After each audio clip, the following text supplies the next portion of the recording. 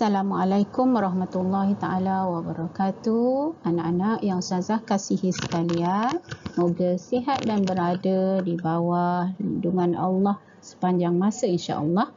Hari ini kita akan sama-sama membincangkan satu lagi tajuk bersuci asas kebersihan, pelajaran ke-18 daripada buku teks Pendidikan Islam KSSM tingkatan 1 insya-Allah. Kita lihat satu persatu anak-anak sekalian. Taharah kalau dalam bahasa Arabnya, dalam bahasa Melayunya bermaksud bersuci. Bersuci dari segi bahasa bermaksud suci dan bersih.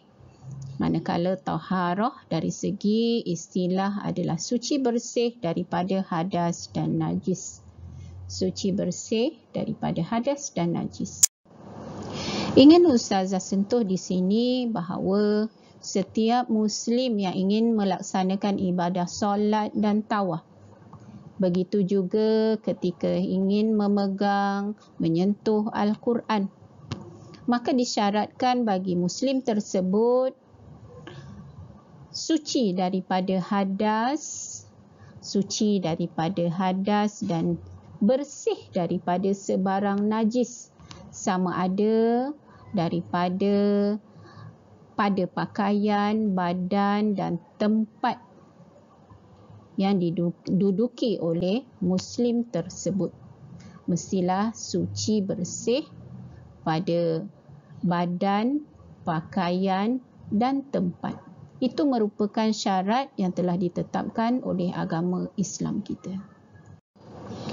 Banyak sebenarnya dalil tentang taharah. Sama ada dari dalil daripada hadis Nabi SAW maupun firman Allah Subhanahu Wa Taala. Saya ambil di sini dua dalil tentang taharah. Yang pertama daripada surah Al-Baqarah ayat 222. A'udzubillahi minasyaitonirrajim. Innallaha yuhibbut tawwabin wa yuhibbul mutatahhirin. Terjemahannya, sesungguhnya Allah suka kepada orang yang banyak bertaubat dan membersihkan diri. Sesungguhnya Allah suka kepada orang yang bertaubat dan banyak membersihkan diri. Manakala daripada hadis riwayat Muslim, At-tuhuru syatrul iman, yang bermaksud kebersihan itu sebahagian daripada iman, dan terdapat juga riwayat lain an-nazafatu minal iman. Kita lihat pula daripada segi alat-alat yang digunakan untuk bersuci. Alat-alat yang digunakan untuk bersuci. Yang pertama Ustazah catatkan di sini adalah air mutlak. Air mutlak digunakan untuk mandi wajib, berwuduk serta untuk beristinja dan membersihkan semua bahagian dan tempat yang terkena najis. Air mutlak digunakan untuk tujuan mandi wajib, berwuduk serta beristinja dan juga membersihkan bahagian atau tempat yang terkena najis. Selepas ini kita akan lihat beberapa contoh air mutlak sebagaimana yang telah murid-murid ketahui. Air mutlak yang pertama adalah air embun. Air embun. Jenis air mutlak yang kedua yang boleh kita gunakan untuk bersuci adalah air salji. Air salji. Air mutlak yang ketiga adalah air laut. Air laut.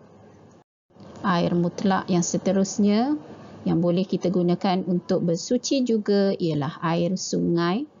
Air sungai. Kita juga boleh menggunakan air perigi untuk membersihkan atau bersuci, berwuduk dan sebagainya. Air perigi. Jenis air mutlak yang biasa kita gunakan untuk bersuci, berwuduk dan sebagainya pada kehidupan kita seharian adalah air paip. Air paip. Kita juga boleh menggunakan air hujan. Air hujan sebagai alat untuk kita bersuci. Tidak dilupakan juga antara jenis air yang boleh digunakan untuk bersuci tergolong dalam air mutlak iaitu air mata air. Air mata air. Kita lihat pula alat bersuci yang seterusnya selain daripada air adalah debu tanah. Alat bersuci yang seterusnya selain daripada air ialah debu tanah. Debu tanah yang boleh digunakan adalah debu tanah yang suci daripada najis ketika mana ataupun bila masa kita gunakan debu tanah ini adalah untuk bertayamum sebagai ganti daripada wuduk dan mandi wajib pada keadaan-keadaan yang tertentu. Alat ketiga untuk bersuci yang Ustazah akan terangkan di sini adalah batu atau benda kesat. Batu atau benda kesat yang sudah pastinya suci bersih. Kita gunakan untuk beristinja. Contoh benda kesat yang lain yang boleh kita gunakan untuk beristinja adalah kertas atau tisu. Kertas atau tisu, kita dilarang sama sekali untuk beristinja dengan benda-benda kesat yang tertulis kalimah Allah ataupun benda-benda kesat yang berupa makanan, contohnya roti. Sekian dulu penerangan Ustazah tentang unit kecil alat-alat bersuci. Semoga anak-anak sekalian beroleh manfaat atas usaha kecil Ustazah ini. Wabillahi taufiq wal hidayah. Wassalamualaikum warahmatullahi wabarakatuh.